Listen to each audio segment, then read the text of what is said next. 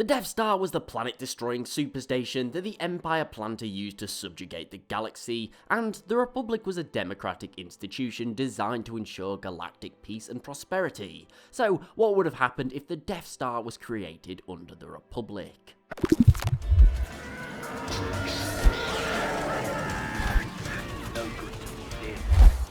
Now, for this theory, we're going to be saying that the Death Star plans are gained from Geonosis and construction begins in secret under Palpatine. However, by some miracle, it's completed within a year. Perhaps the Geonosians had already begun construction, and it was just seized by the Republic at the last minute. Now, we're going to be somewhat discounting Sidious from this entire theory, as realistically, if Sidious got the Death Star, he would simply execute Order 66, and the Empire would be created. So we're going to be saying that Sidious is killed by the Jedi, as they realise that he's a Sith Lord a lot earlier on in the war.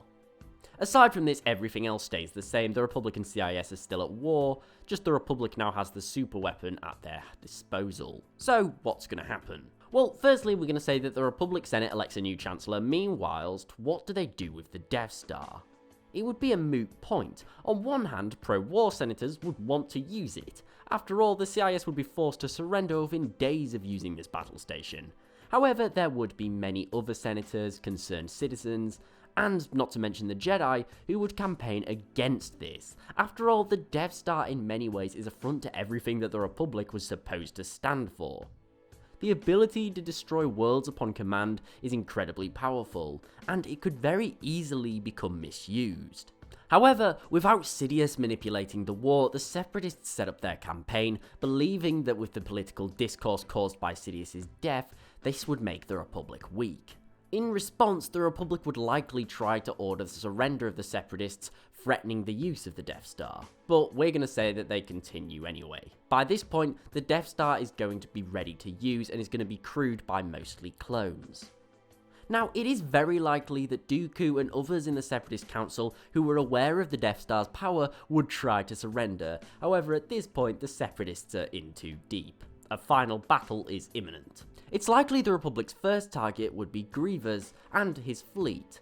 They're not going to want to destroy a world at this point because the political fallout would be devastating. So they're going to make an example of the Kaleesh general who had been greatly feared by nearly all those in the Republic. And Grievous, being brash as ever, would likely try to fight and would ultimately be destroyed with majority of his fleet. From here, the Separatists are going to surrender with little to no holdouts. Dooku and the other leaders would possibly go into hiding in the Outer Rim, where they would probably be pursued and probably arrested and trialed. Now, this ultimately sounds great. The war is won with minimal bloodshed. However, there is a problem. This sets a precedent that the Death Star is good, that it solves problems quickly and effectively, and that's a dangerous thing for a democracy to think. However, we're going to say that following this, decades of peace pass. The Death Star isn't used again. However, it is maintained by the taxpayers. And the Republic goes on democratically, happily as ever, electing new leaders. However, we know that the Republic is flawed. Power plays and bureaucracy was something that caused a lot of problems. And as is with all politicians, you're bound to get some bad ones, and eventually there's bound to be conflict. Perhaps there'll be another succession movement, or maybe someone takes the role of Chancellor who is notoriously corrupt and power hungry. This means conflict's inevitable, and the last thing you want to add into this powder keg is a super planet killing battle station. So, for this theory, we're going to say that some individual takes on the role of Chancellor in a time of, say, economic recession. His plan is to increase tax on large corporations such as shipyards and mines. In response, the company owners move their business away from the Republic and they refuse to pay these extra taxes. Very similar to what happened just before the Clone Wars. Now, the new Chancellor can use the Republic Army to sort this, which is likely not going to be clones at this point. It's probably going to be an organisation such as the Judiciators, who are made up of Republic citizens. The Chancellor could potentially send these people in and try to force these businesses to pay.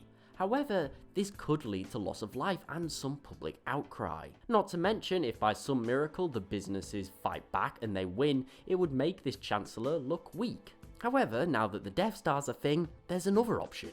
He could simply use the massive super battle station to force the companies to do as he orders. And this is the problem. The simple fact is that realistically the Death Star would become a first response as opposed to a last resort. Knowing how quickly it ended the Clone Wars, it would be the most reliable way to ensure peace. However, it's a slippery slope. All it takes is a few bad apples, and then all of a sudden, it's been used by those powers to suppress political opponents and critics, or put down protests, and eventually secure more power for these certain people. The fact is, the Death Star is very capable of ensuring peace. It's possibly one of the best deterrents for combat ever. However, with something that powerful comes a cost of freedom. But what do you guys think? What would happen if the Death Star was controlled by the Republic, and do you think it would be used for good or evil? Let me know in the comments below. Thanks for watching, please remember to like, share and sub. If you did enjoy it, it's really appreciated and it helps the channel grow. Also don't forget to follow me on Twitter @TheLoreGuy and tick the bell for regular updates. Thanks again for watching, I do hope that you enjoyed, and I'll see you next time.